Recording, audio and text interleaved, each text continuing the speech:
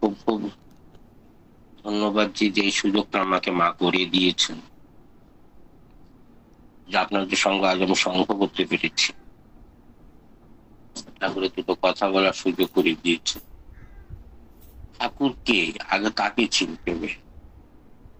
যদি তাকে চিনতে না পারি আমি, আমার মনে সে বোধটা, সেই স্মরণটা, সে ভালোবাসাটা আর সেই ঠাকুর তত্ত্বটা আমার ভিতরে যদি না জাগাতে পারি, তাহলে কিন্তু আমার জন্য ঠাকুর একটা ফটো কি থেকে যাবে। আর ঠাকুরকে ফটো করে মেনে ওই মন্দিরের ভিতরে রেখে দেওয়া সবচেয়ে বড় কিন্তু একটা দুরন্ত পাপের কাজ। একদিন ঠাকুর বসে আছেন চৌকিতে, আর সবাই আশেপাশে বসে আছে। ওনার বন্ধু সখা অনন্ত মহারাজ মনে বড় ব্যথা নিয়ে শ্মশানের পাশে একটা কুটির বানিয়ে কুটির বানিয়ে তাতে আছে। অনেকদিন সাধন ভজন করছেন, করতে করতে ওনার মনে জেগেছে যে আমি একটু ঠাকুরকে দেখবো, প্রকৃতি ঠাকুর কেমন হয়, ঠাকুর আসলে কেমন হয়, আমি তার স্মরণে যাবো, তা না হলে আগেবার এই জীবনটাকে আমি শেষ করবো। এই চিন্তা মরণ করে তখন অনন্ত মহারাজ চিন্তা করেছে, আর যে জীবন যদি আমি প্রকৃতি ঠাকুরকে না পাই, প্রকৃতি ঠাকুরের স্মরণ যদি না পাই, তো এই জীবন আজ আমি শেষ করে ফেলবো। এই চিন্তা করে উনি কুঠিরের ভিতরে সুন্দর একটা গামছা নিয়ে, একটা চাদর নিয়ে শুয়ে আছে। চিন্তা করতে করতে যখন আকুল ভেবে কান্না করলো অনন্ত মহারাজ, কান্না করতে করতে করতে করতে দেখছে যে দুধ বালিশ ভিজে গেছে, কিন্তু ঠাকুরের কোনো আসার কোনো রাস্তা নেই, কোনো সন্ধান নেই। তখন উনি সুন্দর করে ঘরের আড়ায় গামছাটা বেঁধে নিজের ফাঁসিটা ভালো করে বানিয়ে ঝুলে পড়েছে। তখন ঠাকুর যে কুষ্টিয়াতে যে ওইসব বসেছিলেন, পালঙ্কে যেটা বসেছিলেন, ওখানে প্রাসাদের সঙ্গে ছিলেন, হঠাৎ করে ঠাকুর দাঁড়িয়ে লাফ দিয়ে বললেন, আমার বিশাল একটা বড় একটা কাজ আছে, আমি বেরিয়ে যাচ্ছি। তাই বলে এক পা দুই পা দেখেছে লোকে, যে একটা কি দুটো পা হেঁটে বেরিয়েতে দেখেছে, তারপর ঠাকুর উদয় হয়ে গেছে। ঠাকুর চলে গেছেন কোথায়? সে অনন্ত মহারাজের কাছে। ওখানে গিয়ে অন্তা অন্তা করে রাখছেন, কিন্তু অন্তা তো সেই ঝুলে পড়ার ঝুলেই আছে, নিঃশ্বাসটা প্রশ্বাসটা এখন আছে, কেবল কেবল হয়েছে, নিঃশ্বাসটা প্রশ্বাসটা আছে।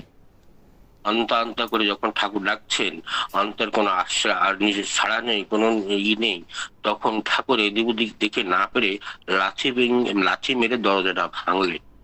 ভেঙে দেখে যে অন্তা কেবল ঝুলে পড়েছে। তখন ঠাকুর তাকে ধরে নামিয়ে নিয়ে দেওয়ার পর, একটু জলটা দেওয়ার পরে হোশে আসলেন।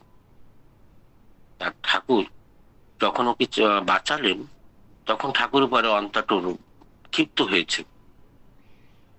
ঠাকুরের সঙ্গে ওনার যত বন্ধুত্ব ভাব, তুই আমাকে কেন বাঁচালি, আমি আজ জীবনটা শেষ করে দেবো, এই মনে একটা দ্বিধা।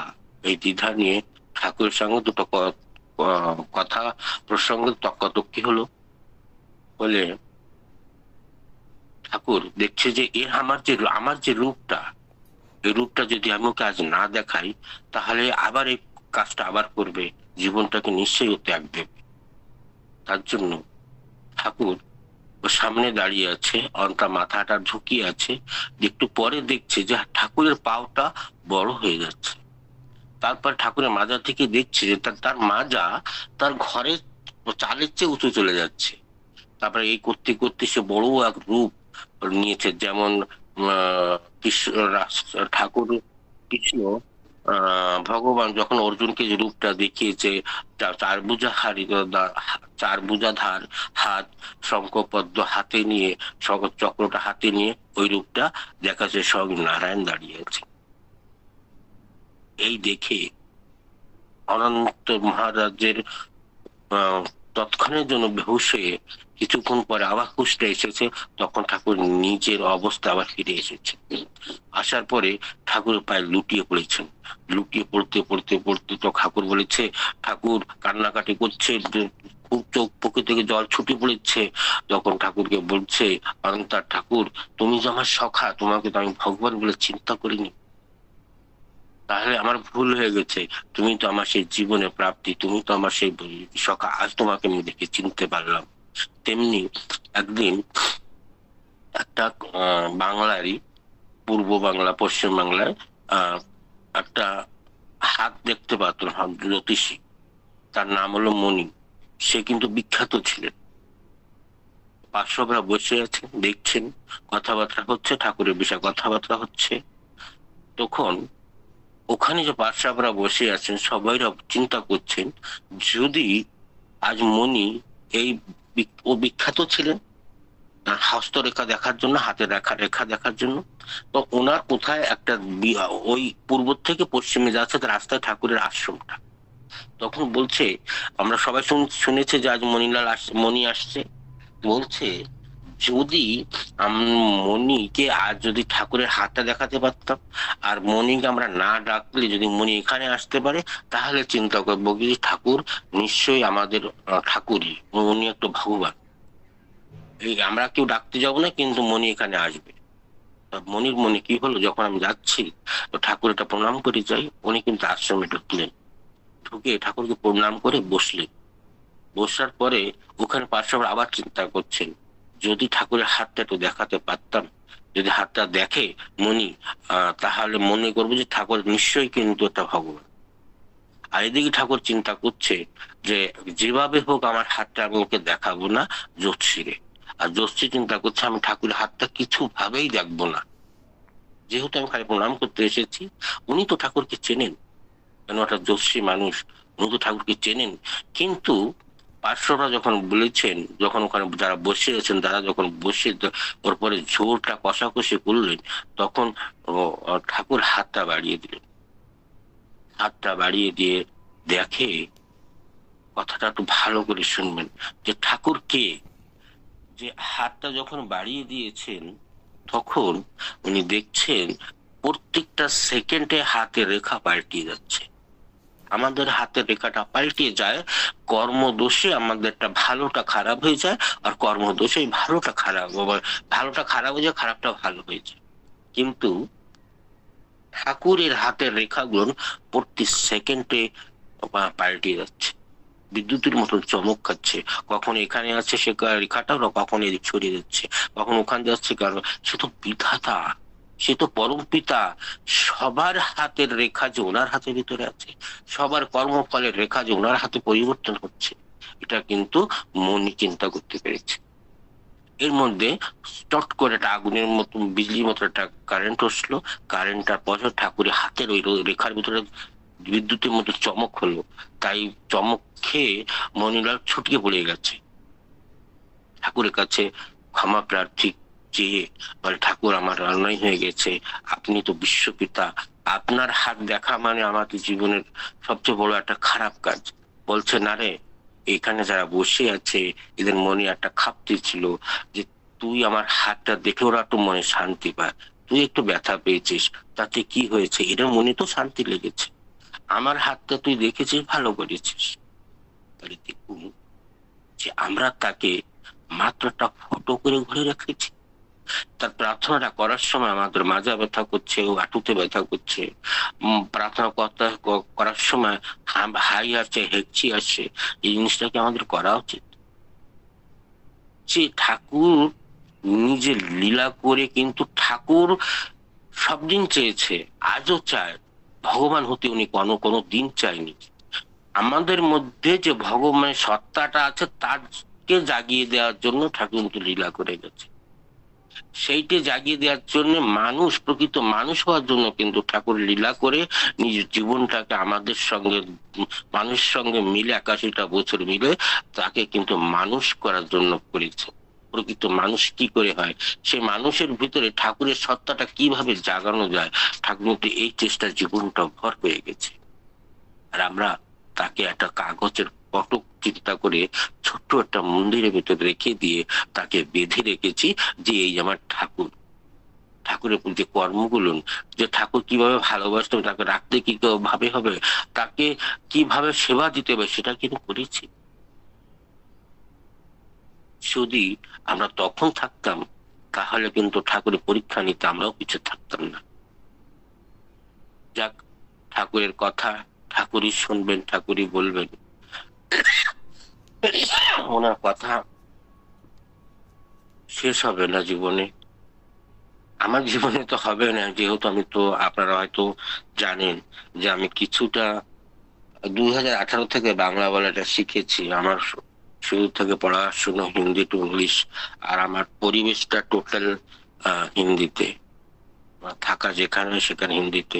কিন্তু আমি পরম পিতার কাছে কৃতার্থ যে আমি এই 2018 থেকে এসে প্রথম আমি অনলাইন সৎসঙ্গ আমাকে ডাকেন শুনতে প্রদীপ শিকদারদা মালদা থেকে।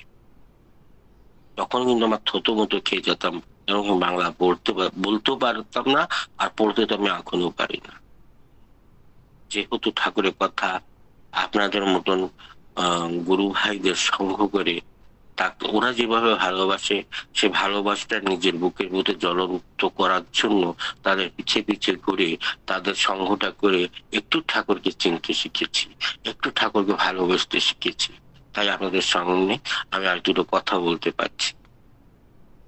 একটা পাথরও তো কি মানিক্য পাথর হতে পারে, মনে সে আকতিটা, সেই টানটা থাকলে, যে আমার ঠাকুর, ঠাকুরটা কি যে যে যখনই চিন্তা করবেন তার ঠাকুর, আপনার ঠাকুর নিশ্চয়ই, কিন্তু যখন আমি চিন্তা করছি, আমি ধ্যানে বসছি, তখন খালি আমি আর আমার ঠাকুর থাকবে। যাক, আমার মা আমাকে ডেকেছিলেন যে আপনার কাছে কিছুটা বিশেষ টাইম আছে, যেহেতু এখানে সংখ্যাটা খুবই কম। যাক, বরং ঠাকুর বলেছেন যে একজন থাকলেও সৎসঙ্গ করতে, ঠাকুর আছে আমি আছি, এই দুজনে মিলে সৎসঙ্গ করতে হবে। এটাকে যদি একটু আগের থেকে শেয়ার করা হতো, যেমন আমি লিঙ্কটা পেয়েছি রাত্রে 7টার পরে, এই লিঙ্কটা যদি আমি একটু আগে থেকে পেতাম, তাহলে আমার যে অনুরাগ ভাইরা আছে, গুরু ভাইরা আছে, তাদের শেয়ারটা করলে মানে আরো যুক্ত হতো। এখন আমি যদি কাউকে যুক্ত করতে যাই, তারা তো সেই লিঙ্কে দেখতে বেরিয়ে এই লিঙ্কে ঢুকবে না। তো হয়তো সে দাদার কোনো একটা পার্সোনাল বলেছিল মাটি, যে ওনার পার্সোনাল কোনো একটা ব্যস্ততা আছে, তার জন্য হয়নি। এটা ঠাকুরের ইচ্ছা, এটা কিন্তু আমার আর ওই দাদার ইচ্ছা করলে তো কাজ হবে না। ঠাকুর যেটা চেয়ে বসে আছেন, চিন্তা করে বসে আছেন, আমার কপালে যেটা লিখেছে সেটা তো বাস্তব লিখিয়ে দিয়েছে।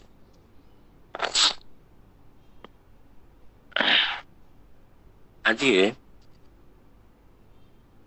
আমরা প্রত্যেকটা মানুষ, আপনাদের কাছে একটা অনুরোধ আছে, আপনারা না একটা খাতা একটা কলম নিয়ে বসলে ভালো হবে।